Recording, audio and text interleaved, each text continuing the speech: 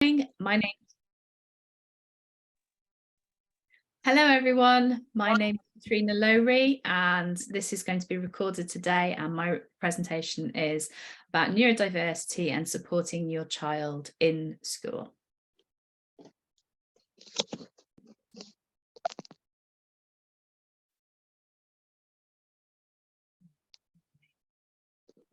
There we go. Okay, so a little bit about me first of all. So as I say, my name's Catrina Lowri. I'm in Cardiff today, so a little bit far away from Hull. I'm an experienced special needs coordinator and a qualified SEN teacher. And I'm also the founder of Neuroteachers, which is my company. I work with schools, nurseries, colleges and businesses to improve neuro-inclusion. I'm also neurodivergent myself. I have a diagnosis of dyslexia and bipolar, but I think I might be a little bit more neurospicy than that, as I can recognize aspects of ADHD, dyspraxia, and auditory processing disorder in myself as well. What we're going to cover today is we're going to do an introduction to neurodiversity, and we're going to discuss how this might affect behaviour in the classroom and how educators and parents can support this. As I say, if you do have any questions at any time, as soon as they occur to you, please just pop them into the chat. There will be a section at the end where you can ask as many questions as you like. You can turn your cameras back on and we can have a proper chat about it. So if anything occurs to you as you go, just put your comment or your question into your chat and I will get to it, I promise you. Okay, so this is what we're going to talk about today. First of all, we're going to talk about your learner or your child in mind. Then we're going to talk about what is neurodiversity, what's meant by that term. Then we're going to talk about co-occurring conditions and the fruit salad analogy, how divergent is neurodivergent, ages and stages, intersectionality, how to support this in school, and what this means for your learner or child in mind, celebrating neurodiversity, and then we'll have a section for your questions answered. So first of all, your child in mind. Now, obviously, this is a parent-carer forum, so the vast majority of you will be parents. So you may be talking about your biological child or your adopted child or your foster child. You may be a grandparent, you may be an auntie or uncle, you may be another kind of relative as well to another child who is also neurodivergent as well. But what I would like you to do is to have one particular child or group of children in mind throughout this. Now, this is really helpful, I think, to focus on one particular person, because what I like you to do throughout the presentation is to think about two questions. So the first one is, what are my hopes and aspirations for that child? And secondly, what am I going to do to use the information that I gather today in order to help them reach those aspirations?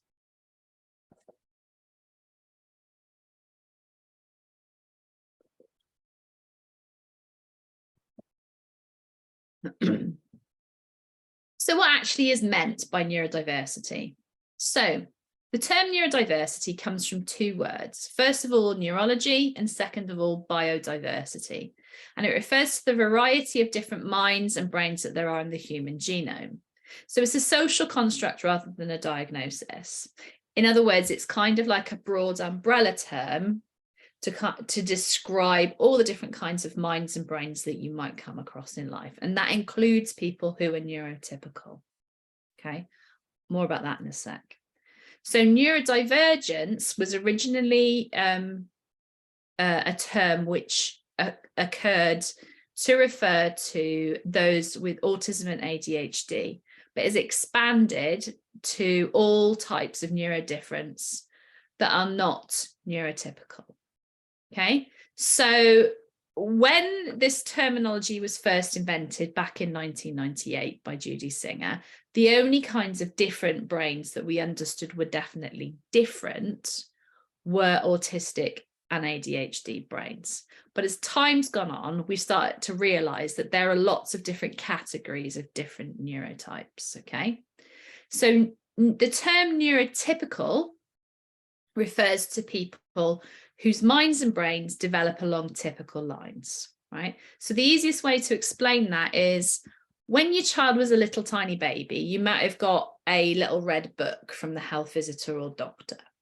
And in there would be ages and stages of development. Okay, so the ages and stages of development would have been things like, for example, when the child starts to speak for the first time. So usually single word development would be around somewhere between 10 months and 18 months, according to the little red book.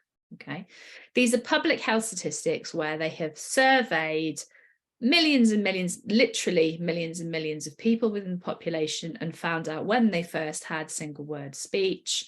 And typically that develops between 10 and 18 months.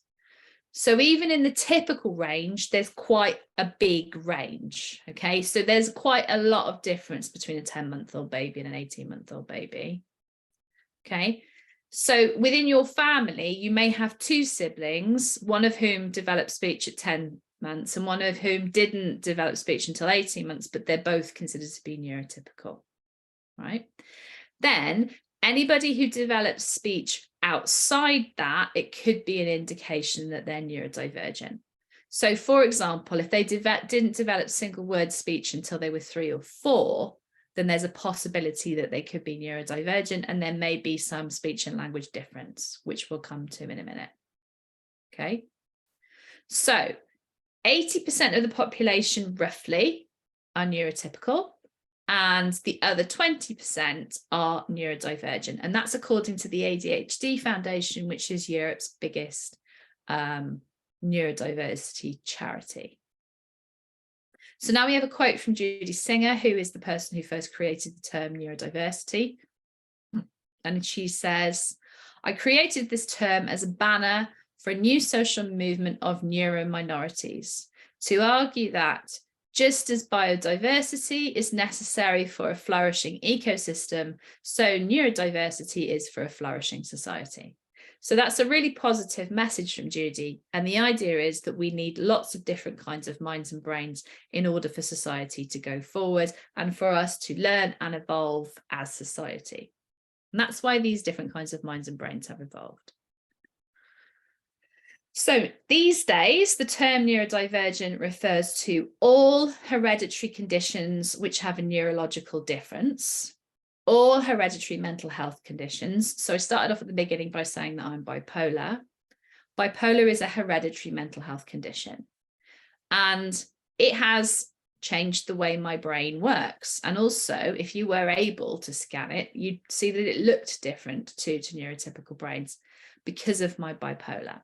And even though I'm medicated and I have a therapist who I see regularly, I'm still bipolar, even though I'm treated and I'm well and successful in all kinds of the measures of society. My bipolar has still made my brain different from neurotypical people, right?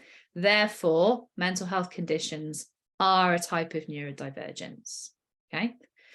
The other section, which is kind of sometimes quite overlooked, are all acquired neurological differences which are caused by injury or illness. So for example, if you have a stroke or encephalitis or meningitis or any kind of brain infection or some kind of injury, such as a car accident, which causes you to get a bump on the head, then that also would count as neurodivergence. Okay, so within the neurodivergent conditions, the most common ones that you're going to see likely in your child are autism, ADHD, dyspraxia, dyslexia, dyscalculia, and developmental language disorder. So I'm just going to talk a little bit about each of those, their prevalence and what they actually mean. But also this diagram here, as you can see, it's talking about neurodiversity in the round.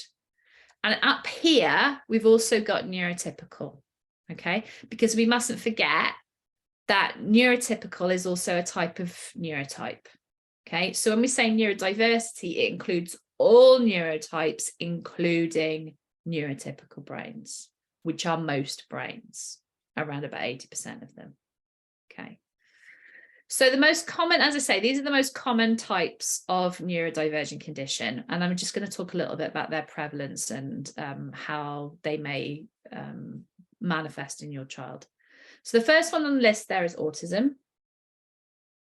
Autism, the prevalence of autism is quite underestimated, I think, by the official bodies. So in the United Kingdom, the National Autistic Society are the people who collect statistics on autism, and their website still says 1 in 100 people are autistic. Now, that's because they only collect statistics on people who have a diagnosis of autism. Whereas if you look at the recent research into that, the prevalence looks like it's about 1 in 28 at least. Okay, so the biggest survey that I've seen, which I think was probably the best one that I've seen, was a few years ago now, 2014. There was a large-scale study done in South Korea where they screened over 1 million people, and they came up with a prevalence of 1 in 28 people having traits of autism. Okay, so I'm going to go with 1 in 28. So in a typical classroom, there would probably be at least one child who is autistic. Okay, autism is kind of most known for its autistic people are most known for their sensory differences. That's the thing that gets talked about the most, that and the social communication differences. But as you'll see, those differences aren't the only differences that you might see in somebody who's autistic, and they also can occur in people with other conditions. So next one is ADHD. This affects about 1 in 20 of the population. It's massively underdiagnosed in girls and women in particular. There are two kind of main types, that is the inattentive type and the hyperactive type, but you can also have a mixed type of ADHD. Then we've got dyspraxia, sometimes known as developmental coordination disorder. This occurs again in about 1 in 20 of the population, and it usually manifests itself as difficulties with fine and gross motor skills and coordination. Then you have dyslexia, which is quite a common type of neurodivergent condition. I'm also dyslexic. It's about 1 in 8 of the population, and it's best known for causing difficulty with working memory, reading and spelling. Dyscalculia, similarly, is around about 1 in 20 people. This affects mainly mathematics, things like quantity, shape and space, and also working memory and organizational skills. And then probably the most overlooked, but actually the most common type of developmental language neurodivergent condition is developmental language disorder, which affects about 1 in 6 of the population. So I don't know whether you've heard of DLD, but it usually manifests itself either in one of two ways. So there can be a disorder, which means in medical terms that language develops in a different order, right? So disorder is now considered to be, you know, quite a negative thing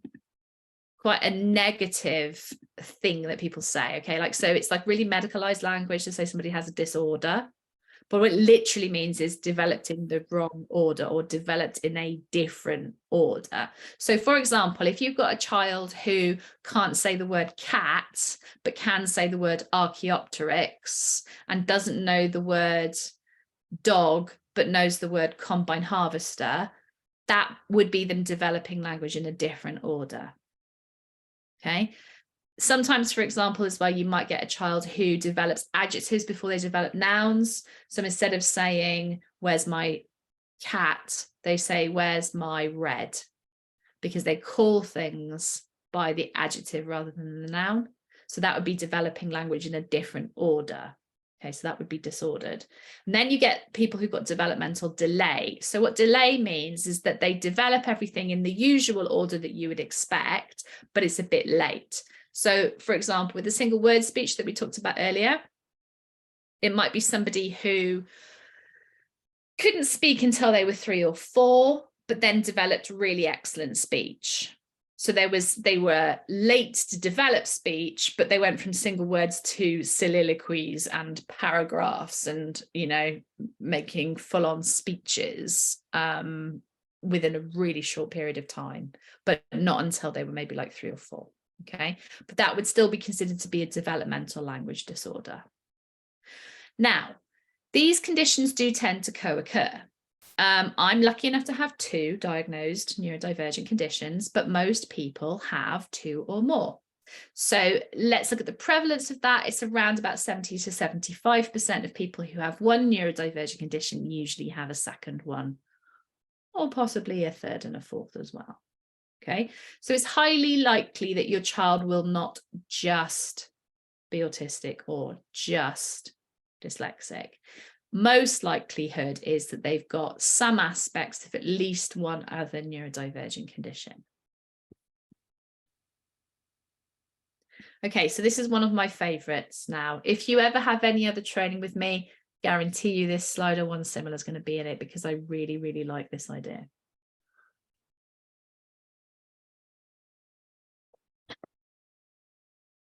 As I say, I have more than 1 neurodivergent condition.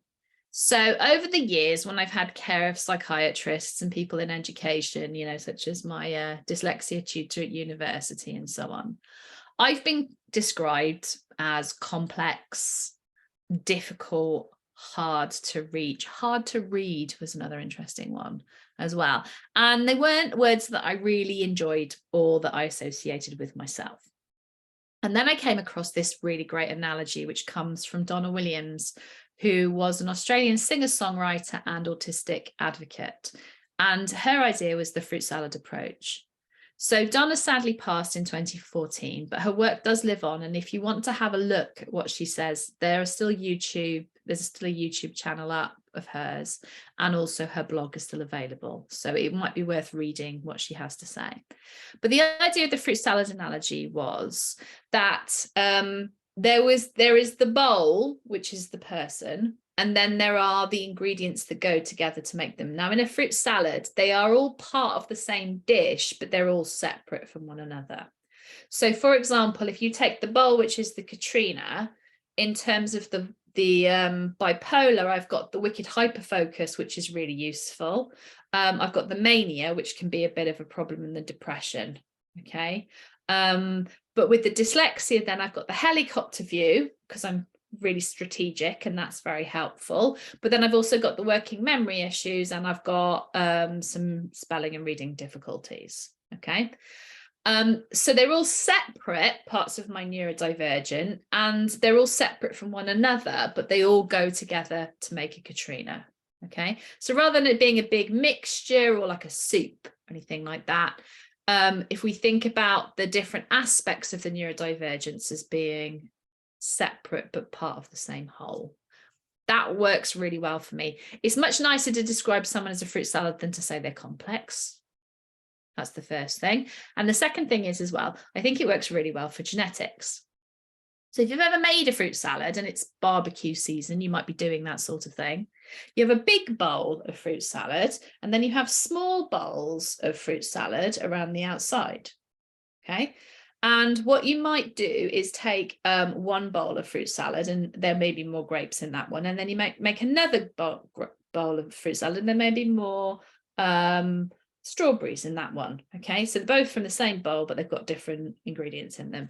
So this works really well with genetics. So you could have 2 children in your family, both autistic ADHD, and they are night and day. They present chalk and cheese. They present completely differently from one another, even though they came from the same genetic dish. Okay. And I think that that works really, really well to illustrate how genetics can be quite complex. And even though you might have brother and sister with the exact same diagnoses, the way they present could be entirely different. So in short, we're not complex, we're a fruit salad. I like that one.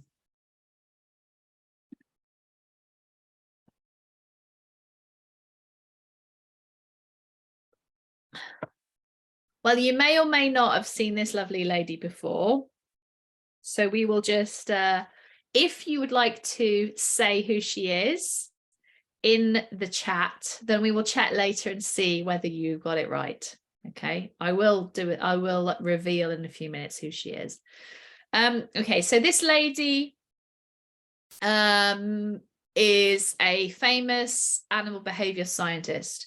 She also works as an engineer, and she designs slaughterhouses in her native Texas.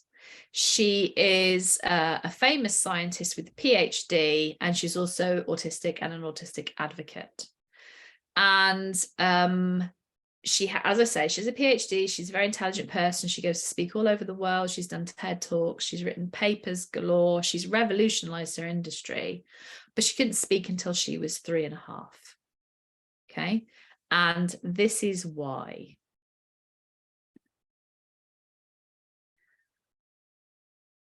So these images were taken for part of an American television program called 60 Minutes, which came out in 2012. It is available on YouTube if you want to watch the full program. And this was some research that was done by the University of Utah. Now, it's quite old now. It's 11 years old, okay? So some of the language around this has changed quite a lot. So if you watch it, it's quite shocking by how really quite ableist some of the things they say are. And then here, obviously on this picture here, it says normal brain. Well, we wouldn't say that now, we'd say typical brain. But you know, it was sensationalist journalism at the time, and that was the way we used to speak back then. Context. So in the University of Utah, they scanned this lady's brain and compared it to a neurotypical person. So here we have the neurotypical brain, and here we have that lady's brain. Okay. So what's going on here is this is like as if you were having a picture from above.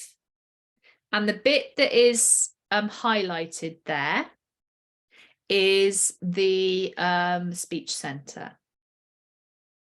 Okay. So the speech center, as you can see, they're quite different in the two brains. So here it's obviously quite linear. They're quite evenly spaced. There's a good join down the middle. These two sides are the same sort of shape. And it just looks quite uniform. Whereas this one, who it belongs to the person in the photograph previously, these two sides are quite a different shape. This one's much smaller than this side. There's a growth that comes up the back here. And this is quite a different shape from the rest of it. And also there's quite a remarkable line down the middle, right? So even if you're not a neurologist, and I'm going to presume that the vast majority of you are not, although we may have a neurologist on the call, you can see that there are physical differences between the two speech centers, right? And that this picture here is an illustration, but what they've done there is they've highlighted just the speech center. So this would be up here, it would be the front of the head, and back here would be the back. Okay, so this is the person pictured, and this is the neurotypical person, right? So it probably doesn't surprise you that the person who was pictured, whose name is Temple Grandin, didn't speak until she was 3.5 or 4 years old. Now, what's highlighted in that picture is something called neurons, and neurons are the kind of pathways in our brain where messages go back and forth. Temple Grandin's brain has more neurons than a neurotypical person, which I must say came as a surprise to me, because when I first heard about this back in 2012, I thought that it would be natural that you would have fewer neurons as a result of autism, because I thought that that was the reason that it didn't work. It seemed to make sense to me. But actually what's going on here is that the messaging is much more complex. Okay. So you can see from this is just one neurodivergent person and one neurotypical brain comparing the two. Okay. So this isn't everybody's brain who's autistic looks like this and everybody's brain who's neurotypical looks like this. There's going to be infinite variation. Okay. One of the reasons why my logo is a brain with a thumbprint in it is because everybody's brain is as unique as their thumbprint. Right. So there are obviously moral and ethical problems with us scanning our children's brains.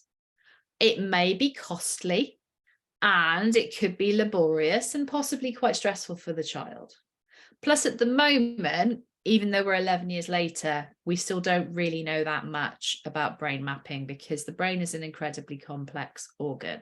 And although there are innovations all of the time, we still don't know for certain enough to be able to diagnose neurodivergent conditions by scanning someone's brain.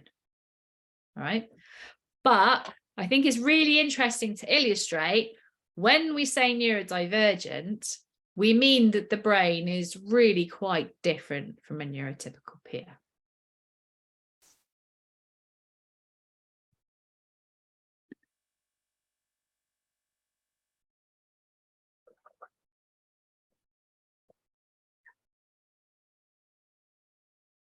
So the other interesting things about brains is that they change over time. This was something that when I first started teaching, right? So I come from a teaching background. I qualified back in the late 90s.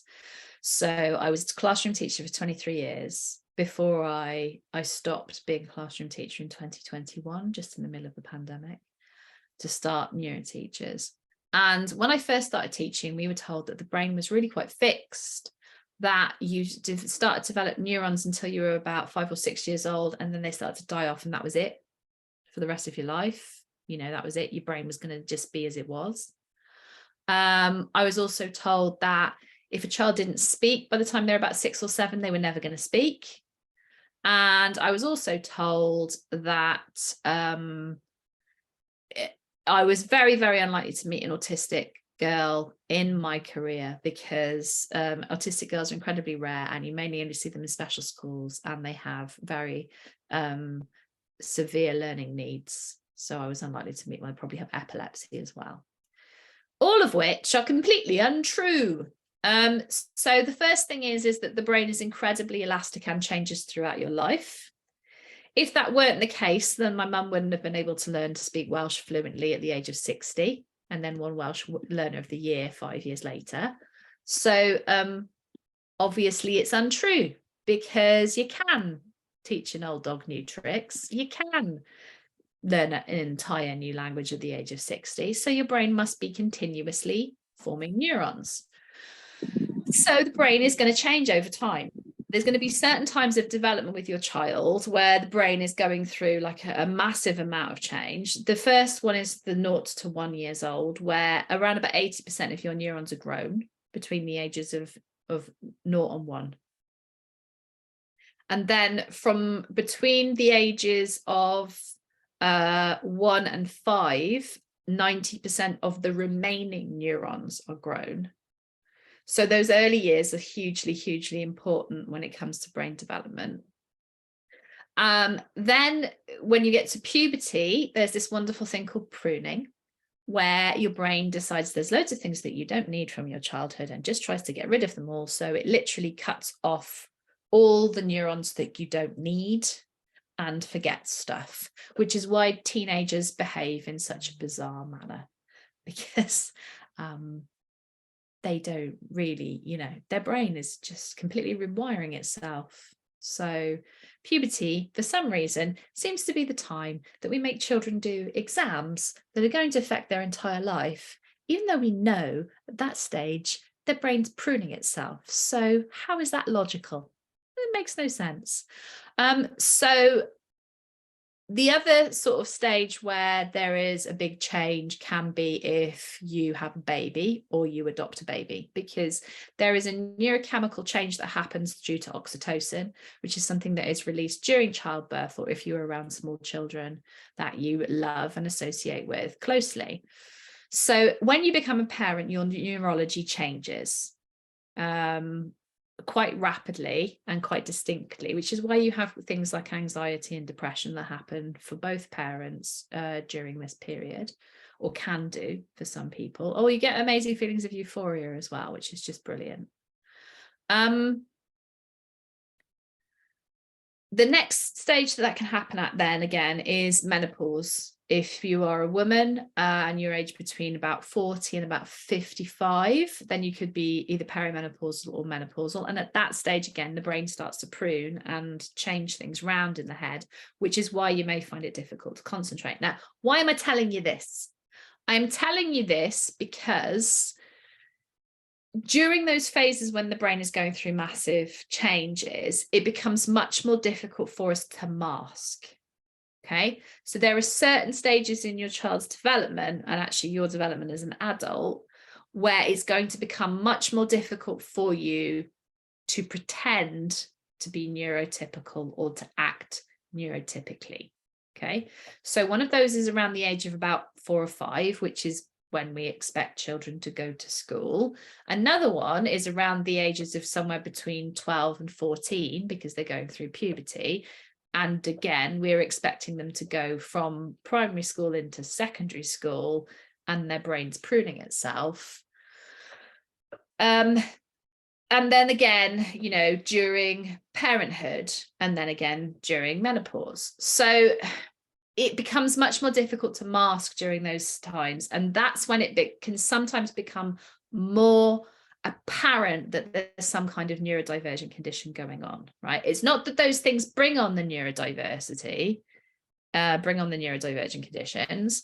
It's that the reordering and the growth that's going on in the brain makes it much more difficult for us to behave as if we have done all of the time. So if we've been heavily masking, these can come to a clash, okay? Which is one of the reasons why you get a significant change of behavior during puberty, because it just becomes far too much effort. I mean actual effort, not can't be bothered, actual effort to be able to mask. And that's why you get a huge rise in the number of children who are anxious non-attenders or excluded from school during that period, because not only are they neurodivergent, they can no longer mask because of the brain pruning that's going on, and it's just a much more high pressure environment. But there's so much that can be done, so let's be optimistic about it. Right, another aspect that might be affecting your particular child, because let's face it, their neurodivergent isn't the only thing that's going on for them, are any other protected characteristics that they may have. And we call this intersectionality. So intersectionality means the different kind of categories that society would put you into. So for example, your gender, right? You could be male or female or non-binary. Your age, you could be young or old. Your sexuality, you could be LGBTQ+ or heterosexual. Your disability or ability, you might be ambulant and able to walk perfectly fine, or you could be in a wheelchair, for example. You could have visual impairment, hearing impairment, all of which often co-occur with neurodivergence. Your culture, you could be from a white British culture, you could be from a working class culture, you could be from an extremely well-to-do Asian family, for example. You may have a different religion or class. You may have gone to private school, you may have gone to public school, you may have gone to state school, you may be Christian or Jewish or Muslim or any other religion that occurs in this country or abroad. So there are lots and lots of different, what we call these all intersections, right? So when you look at the neurodivergence in your particular child, you need to think not only of them with it, you know, the neurodiverse characteristics aren't the only thing about them, right? All of these characteristics also need to be taken into account. And then on top of that, you have personality. So just because someone's neurodivergent doesn't mean they're going to be an introvert, right? They could be an extraordinarily extroverted person and be autistic, right? There are lots of comedians and television presenters and, you know, comics and actors who are autistic, for example. There are everybody in every single walk of life with every single job who are neurodivergent. And there's everybody in every aspect of society. So every class, race, religion, ethnicity, gender, age, sexuality, and disability, there are neurodivergent people within that, because the human beings are infinitely various, and this is a good thing.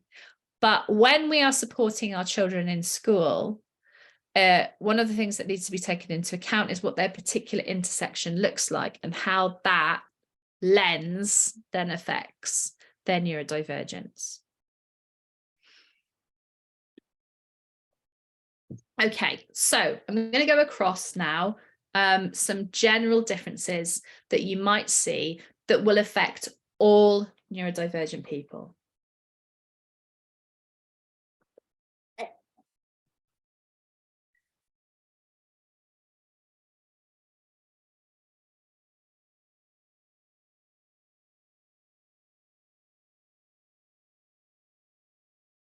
So the first common difference that all neurodivergent people have is processing. You might have noticed that throughout this, I have to pause and just have a little think for a minute and look at the notes on my phone, right? That's because my processing speed is different from a neurotypical person. So a neurotypical person, when processing an instruction, will take approximately 6 seconds. So this is what 6 seconds looks like.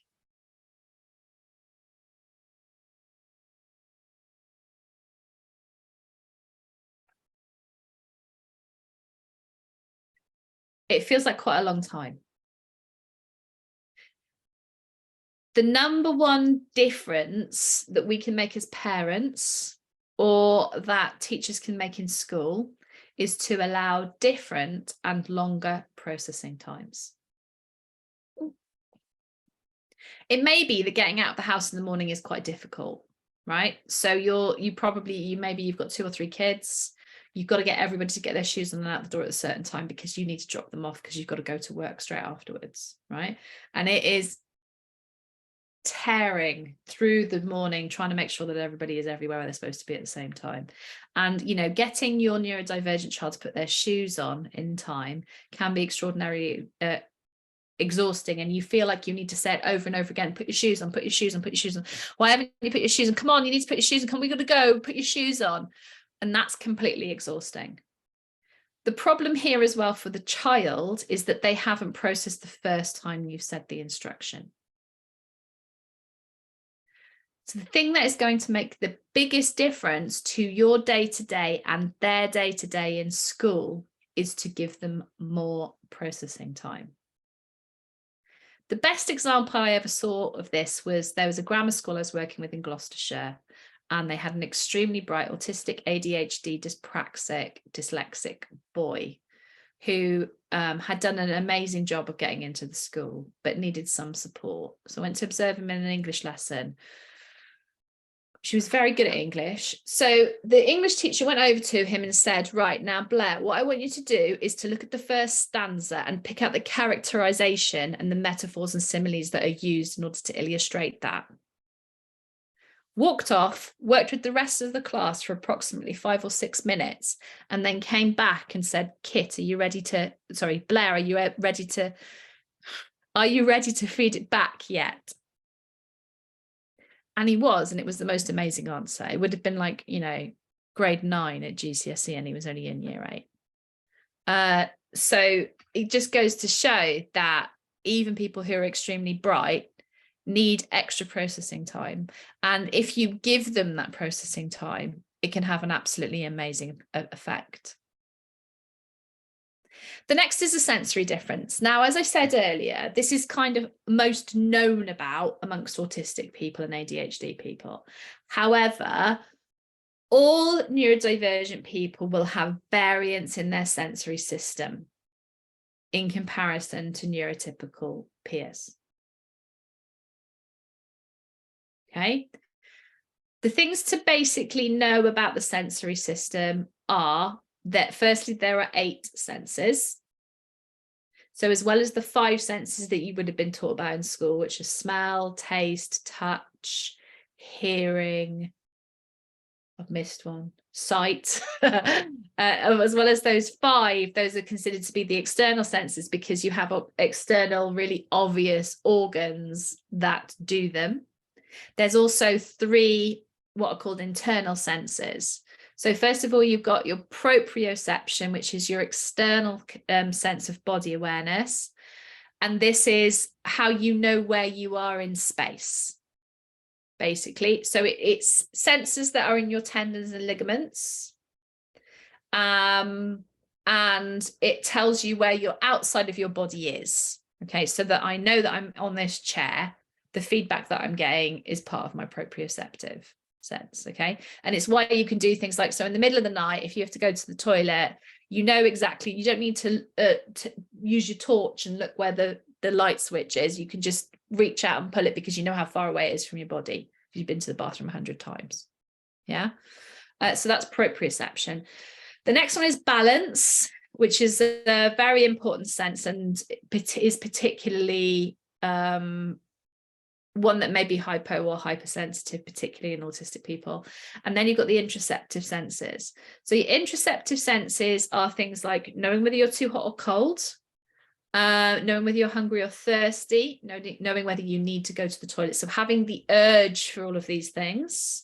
And then being able to kind of monitor pain within your body, and then also some other kind of discomfort like itchy, scratchy, uncomfortable feelings within the body. Those are all interoception, and those the senses for which are inside of your body. Okay, so that's another reason why it's called an internal sense.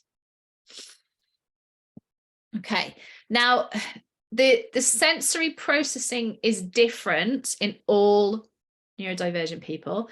In autistic people, it's said to be radically different from neurotypical peers. So they're experiencing the world in quite a radically different experience. One of the studies of neurology that I've seen says that autistic people can only experience or concentrate on one sense at a time, which means that there's more of a prevalence and more of a likelihood that there's going to be some sensory overload. So what can we do on a day-to-day in the classroom? This is called the window of tolerance. Now, this window is like a sash window. Yeah, so you know how you have like the pulleys at the side and it goes open and closed like this. Okay, this is another Catrina favorite, by the way. If you see any other training of mine, I might have mentioned the window of tolerance. Okay, so most of us, most of the day, if we're lucky, will stay in the green zone, right? So in order for us to be able to concentrate, particularly on something that's of somebody else's volition, we need to be within that area. We can only do less preferred activities, learning, and attentiveness if we're in the green zone. If we aren't in the green zone, we cannot possibly concentrate or learn. So our job as parents, if possible, is to send our children to school in the green zone. Easier said than done. But if they're there, then there's a chance that they might be able to concentrate. Unfortunately, school is an incredibly sensory experience.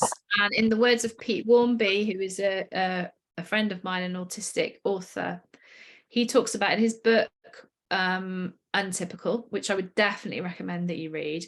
He talks about how most neurodivergent children are scraping the ceiling of the window of tolerance all day long. That was certainly my experience in school. I spent most of my school days frightened, really, or extremely hypervigilant, and it was very difficult for me to concentrate in school most of the time. I loved learning, but you know, the sensory experience was way too much. Okay. Now, what happens if you get outside the window of tolerance is potentially you can go up into here, which is hyperarousal, where you can become overactive. You can just get really excited. It's quite fun, right? You can get overexcitable. You can get emotionally distressed. You could get irritable or confused, and then it can kind of tip over. So it could tip over into anger. It may lead to a meltdown or a shutdown. Okay. At the other end, if you are hypo aroused, so you're understimulated in the sensory system, then you can become lethargic, numb, bored, tired, but not in a sleepy way, just washed out kind of feeling, lethargic, unmotivated, even depressed. And again, this can lead to a meltdown or a shutdown experience. Okay, so this is why ideally our children would have lots of opportunity to be able to move around, lots of opportunities to take sensory breaks throughout the day, because this will just pop them back into the window of tolerance and make it easier for them to learn, but also make it easier for them to be regulated and not in that hypo or hyper aroused state.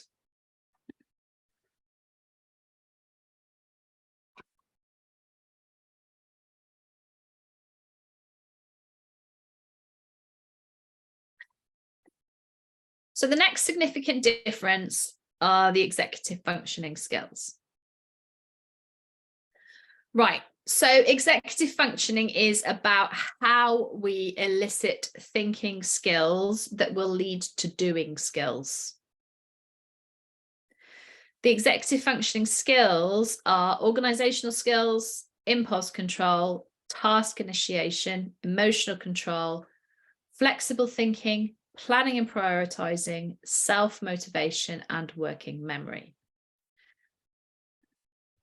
I had an interesting experience the other day. So I work with a company called Cognisys, and you can do an online screener of your neurodivergent needs on there. And one of them was the area of executive function, which I scored extremely low for, particularly because I have significant needs in the area of organizational skills, planning and prioritizing, self-motivation, and working memory. My working memory is poor. Okay, what I mean by working memory is it's how you keep information in your head now rather than how you keep information that you need in the future. Right, so if I read something, I won't be able to remember it immediately, but I might remember it 3 or 4 days later when I don't need it anymore, which is really helpful, as you can imagine. So things like, for example, you know, like a PIN code that would just pop up on your phone because you had to buy something on Amazon or something, you needed a PIN code from your bank. It's 9738, right? You won't need to remember that in a week's time. So it goes into your memory and then straight back out again, right? Because it's not useful long-term information. Whereas things like where you live, you need to know where you live. You can't be using a sat nav every single time you have to go home or every time you walk back from the bus stop. You need to be able to remember where you live. So that goes into long-term memory, right? Okay, so that's basically the difference between the two. And working memory is one of the things that is probably the most recognizable executive function skill. But as I say, there are 8 of those. So take a minute now, have a look at that list and think about which we will discuss later, which of those skills your child in mind might need a little bit of support with. And those are things that you can certainly talk to school about.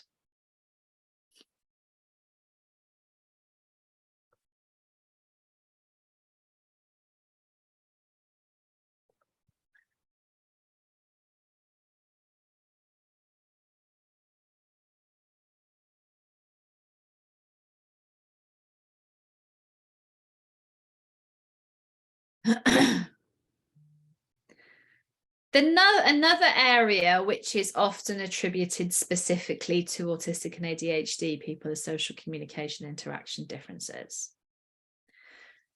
First of all, I'm going to explain what I mean by social interaction or social communication and interaction. Okay, so these are strategies to support the building blocks for social communication. And they break down into 3 areas. So the first one is joint attention. And this is something that is massively, massively overlooked and there's a massive lack of understanding of what is actually meant by joint attention, particularly amongst the teaching profession, because it's just something we're just not taught. So I'll go to school and they'll say, he's just not paying attention. He's not paying attention. And I'll look at the child and he's balancing a pencil on the end of his nose in a perfect way. He's paying great attention. His attention is amazing. It's not on the geography though, is it? So that's the difference, right? When teachers or parents say that their child isn't paying attention, what they mean is they're not paying attention to the thing I want them to pay attention to, right? So that's the difference between attention and joint attention. If you want someone to give you joint attention, then you need to do what the speech and language therapist Gina Davis calls, give them an irresistible reason to attend. Okay, so if it's really cool and interesting, you're more likely to get something out of it, because the question in their head is, I really like thinking about My Little Pony. I'm really, really enjoying thinking about that right now. Why should I pay attention to the thing that you want me to pay attention to? Because plate tectonics isn't anywhere near as interesting as My Little Pony. Okay, so what you need to do is to give them an irresistible reason to attend, right? So for example, back to that put your shoes on thing, right? Put your shoes on is not a useful piece of information, because why? What's going to happen when I put them on? Put your shoes on now so we can go out into the garden and go on the trampoline. Oh, you've got me now. Yeah, I'd like to go on the trampoline. I'll put my shoes on, right? So you've given them a reason to attend, because you're giving them an understandable, exciting thing to do, which is a reason to put your shoes on. Okay, and it's the same sort of thing in the classroom as well. Like just paying attention to the plate tectonics that you're learning in geography.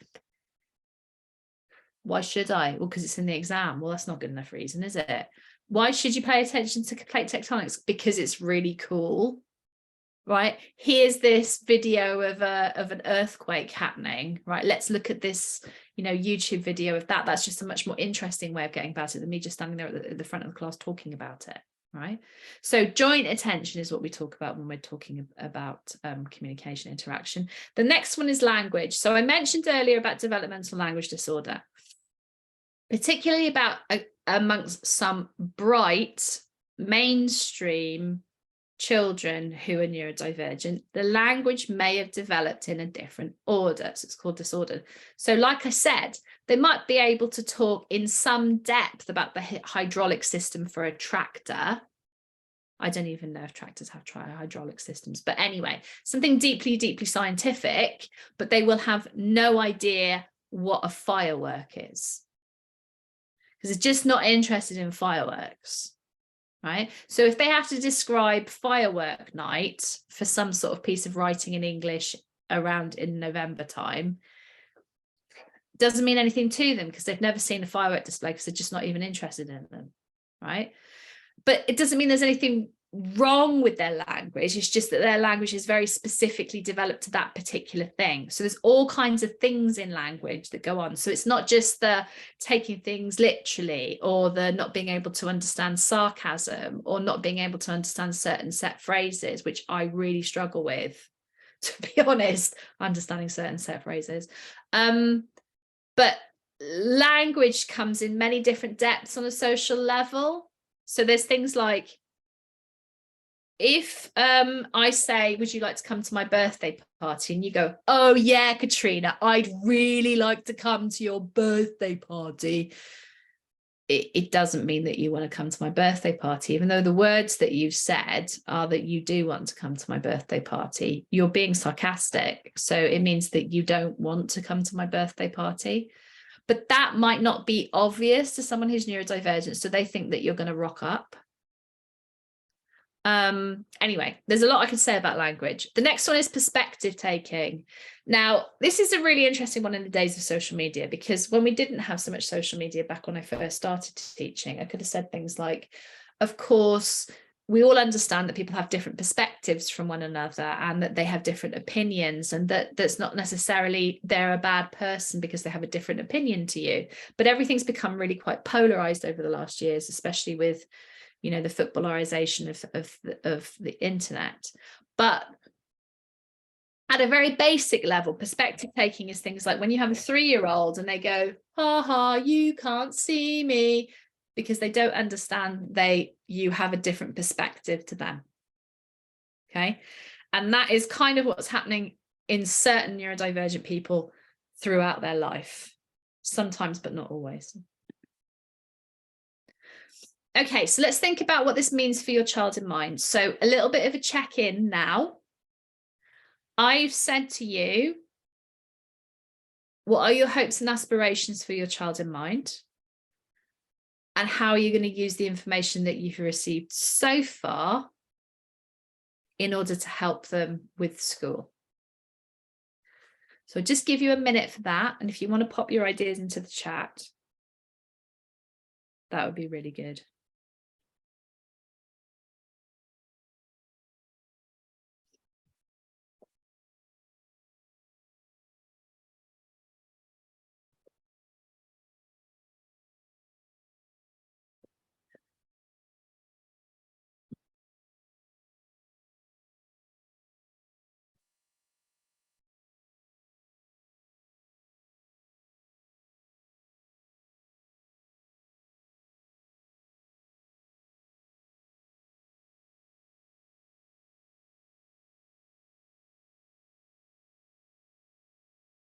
Okay.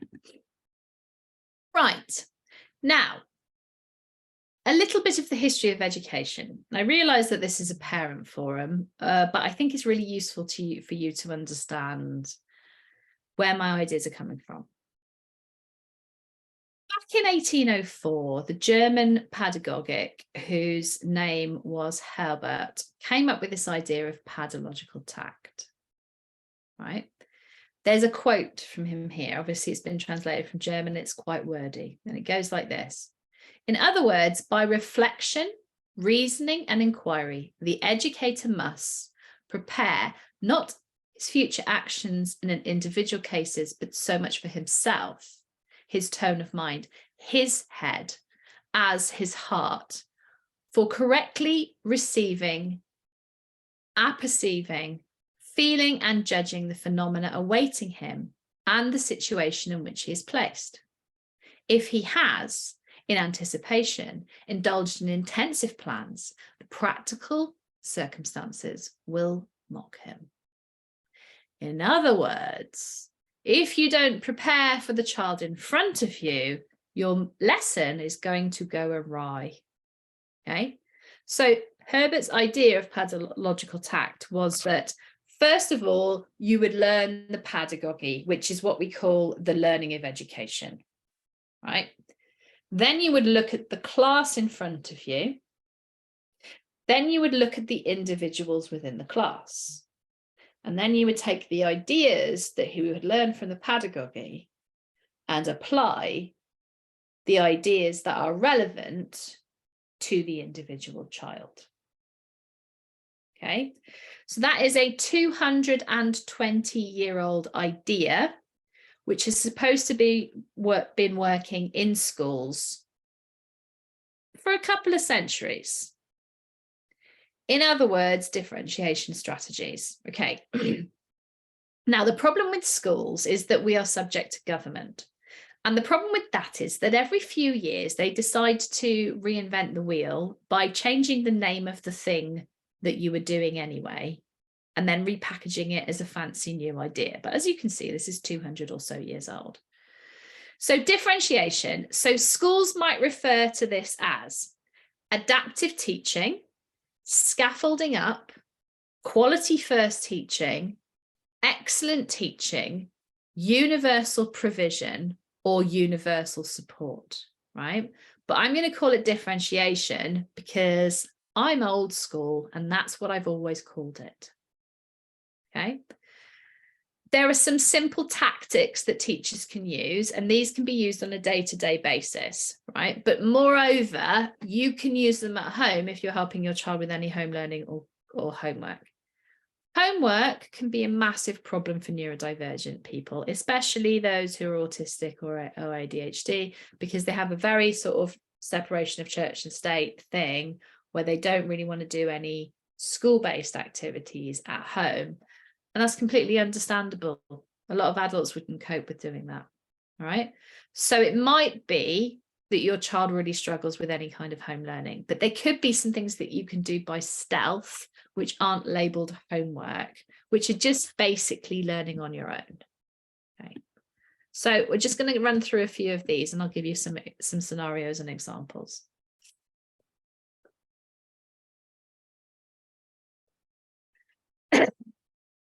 So the first here is adjust the rate.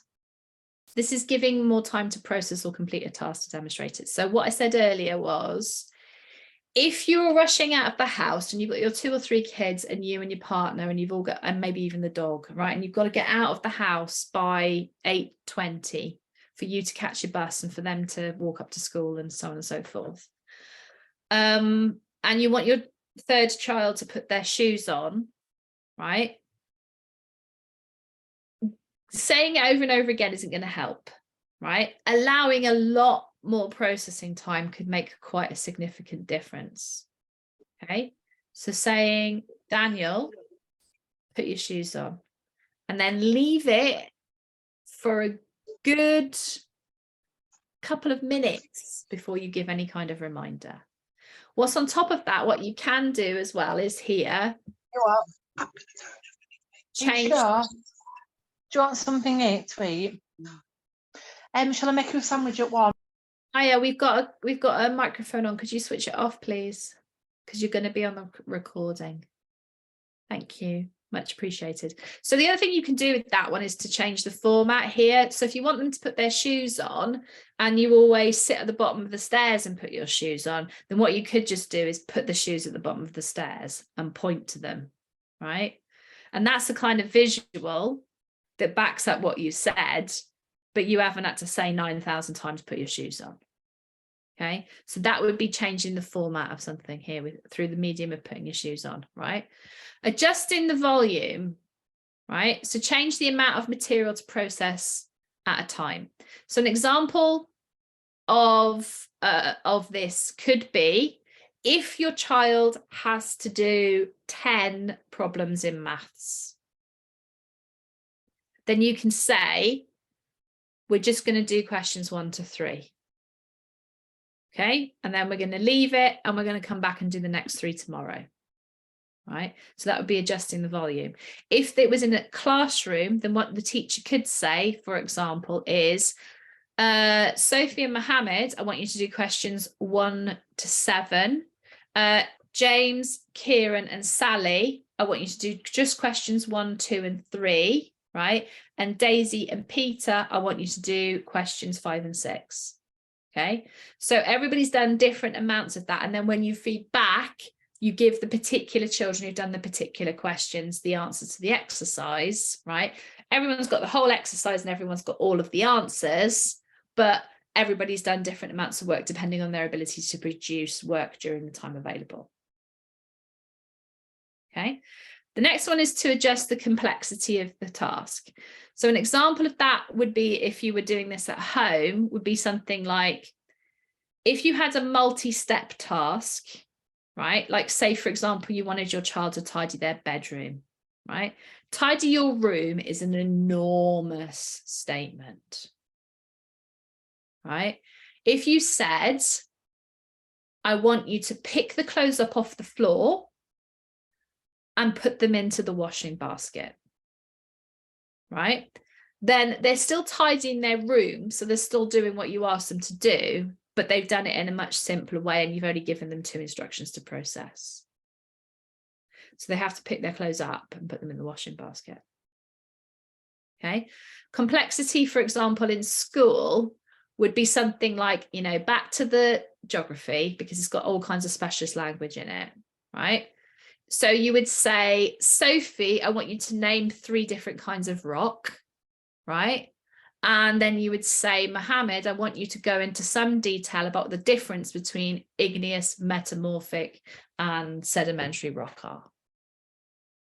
Okay, so they're both doing the similar kind of work, but they've got different complexities of level, right? Staging the task. This is a really great one. The special interest is a massive motivator. So if you want your child to do a particular thing, and you have, like, say for example, brush their teeth, and you know that they love Paw Patrol, then you can buy a Paw Patrol toothbrush, for example, and that might motivate them. Let's go in. Oh, which Paw Patrol dog was it that was on your toothbrush? Can you show me it? Oh, we're in the bathroom here, we know it, may as well brush our teeth. Yeah, so staging the task is a really good way of doing that. In school, things that I used to do is, I used to have a boy who I worked with who really loved caravans, and I would put little tiny pictures of caravans into whatever he was reading, just shrink them down really, really small, so that he would read the whole text and have a look at each caravan as he went. So he'd go, it's a text about Viking longships, miss, and it was a 1962 Airstream caravan. So that was me using caravans as a way to teach about the Vikings. The next one is task prioritization. So we talked a little bit about this. Again, in tidying your room, it could be something like, right, now I want you to just put the clothes into the laundry basket and bring them downstairs to wash, right? Because that's the most important thing that's going to get that done. So you're prioritizing those particular tasks, right? But again, what you can do is say, if it's a homework task, for example, you can say, okay, it's English. We're just going to do we're going to do the short answer questions today, because that's what I feel like we've got time to do. And then tomorrow we're going to do the long answer question. Okay, so we're going to spend 20 minutes on this today, and then tomorrow we're going to do 20 minutes on that. That's a good way of doing it for revision purposes. Changing the format, as I say, putting visuals in is really good. If you can do anything as visuals, that is great, because everybody loves visuals. And if you don't believe me, have a look at your phone right now, and I think you'll find that if it's anything like mine, you've got tiny little pictures with words underneath them, which is a visual. Okay, so you know that's the thing, that I'll go to schools and they'll go, he had visuals, but we don't think he needs them anymore because he can read. Well, I can read. I'm dyslexic, but I can read. I'd still much rather have a cookbook with pictures in and a cookbook without pictures in, wouldn't you? If it's a cookbook with pictures in, I will sit and flick through it and think, oh, that looks delicious, and so on. If it's a cookbook with just words, I'm never going to use it. All right, we all love visuals, so you know, use them, and use them in whatever way you can around the house as well. There's lots of different ways you can use visuals. Change the format of production. Things don't have to be written in order for them to be work. These days we have technology, don't we? So you can do voice to text, and actually in real life your children are probably going to be using voice to text, and they're going to use voice recognition software. They probably use Alexa or whatever at home if you've got it. They're going to use AI, right? So teach them to use those things safely, right? I am a bit of an early adopter when it comes to new tech, because I'm dyslexic and it really saves me a lot of time and so on and so forth. You know, like I love a bit of AI, but also as well, things like voice to text. I use that all the time. I like walking the dog in the morning, using my email, dictating things, because it's just much easier to do. So changing the method of production is a really great one. That is sometimes a little bit of a hard push with schools, but ask me questions, I can think of answers to that. Changing the evaluation system, right? So in schools, they would have things like different ways to evaluate your child. So generally speaking, before GCSE, it's, you know, meeting expectations, above expectations, below expectations in England. That's the way you roll, yeah? Then there's something called the pre-key stage assessments, which are much more broken down into tiny little steps, which will get your child up to the right kind of level. So if your child is below national curriculum level, then that would be a way in which that you could assess them. But there's lots of other things they can do. They can assess effort that your child is putting in. They can assess how independently a child worked, how motivated they were, how enthusiastic they were. They don't have to be just assessed upon the academic side of the work that they've been doing, right? And then finally, we've got use of support or aid. So this could be anything from a laptop to a teaching assistant, okay? Your teaching assistant, if you do manage to have a teaching assistant, then they're golden. I mean, I speak very highly of teaching assistants because my partner is one, and he loves it. He's really good at it. But supportive aids could be something as simple as where your child is sat in class, right? So if you're trying to get your child's attention, generally speaking, it's better to sit next to them. So do you sometimes notice that your child is easier to speak to in the car or sitting on a bus or in the bath, right? At a time when they are kind of enclosed in their own space, it's a bit more relaxing, but they're not having to look at you straight on, okay? Looking at someone straight on is quite threatening and difficult. And particularly if you're autistic people have better peripheral vision than neurotypical people, up to 80% better. So actually, they can see you just fine sitting next to them. They don't need to have you straight on, okay? So thinking about where you sit whilst you have conversations is important, but also equally where your child is seated in a classroom can make a massive difference to their progress. Right, if you need more information about this, I've written this blog called Don't Ditch Differentiation, which you will get sent afterwards. You can, by all means, forward it to anybody you know who works in education. It's got some quite simple tips of things that you can do to change things with the examples that I've given. Okay. So when you're using this information, how you can actually use this information going forward is to consider things like whether you add these ideas to the provision part of the EHCP. Now, none of this should go in as a target, okay? Because these would be targets, outcomes for the teacher. They should go in the provision because that's where the targets for the teachers go, okay? So not in section E, in section F of an EHCP, if you have one. However, your child may have, for example, a communication passport, or they may have an individual educational plan of some variety. They're called different things in different regions. Some places they're called My Plan Plus. Some places they're called IEP. Some places they're called various different things in different parts of the country. But you may have some kind of individual passport or individual set of targets that your child has, in which case you can use some of these things as provision for the teachers. Now, none of these should be none of the differentiation tips should be targets for your child. The differentiation tips should be targets for the teachers and the support staff. Okay, so you use this information to set targets for the staff. And finally, before we stop the recording and open up to the many questions that I can already see in the chat, we are celebrating and embracing difference. So this picture here is of kintsugi, which is the Japanese art of fixing a piece of pottery or crockery using gold paint. Okay, so as you can see, this is broken, but it actually looks a lot more beautiful than it did before, because what they've done is they've made a feature out of the cracks there. And I think that this is a really good illustration of how we should be celebrating and embracing difference. So back to the picture that I showed you of Temple Grandin.